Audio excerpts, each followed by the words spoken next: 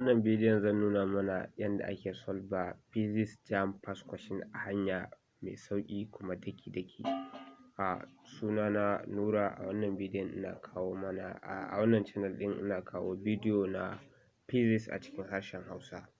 Idan yau ka fara zuwa wannan channel ɗin namu mai suna Ashura Physics Class, ka danna alamar subscribe, kai like, kai comment for more. So let's read the question.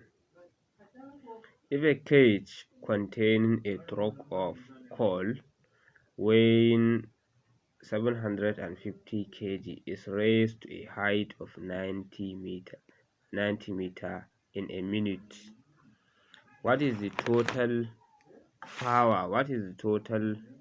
power expanded?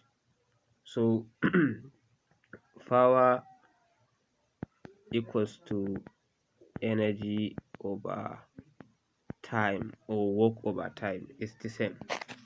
So energy, we have potential and kinetic. So this one energy din anan zamu yi substituting din P, gashi nan zamu yi substituting din energy ne with potential energy, and potential energy formula sa shine mgh divided by time.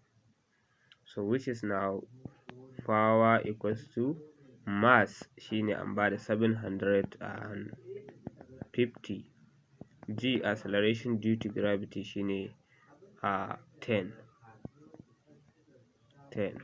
sannan height kuma shine wannan 90 meter din times 90 divided by time kuma shine an bada mai 1 minute, and 1 minute daidai yake da mai 60 seconds, saboda calculation a physics muna yi ne in second shine standard unit.